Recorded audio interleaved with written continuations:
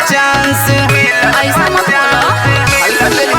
गोविंद प्रेमी हटा हो ना भीरे सटा हो, समियाना में बैठा नहीं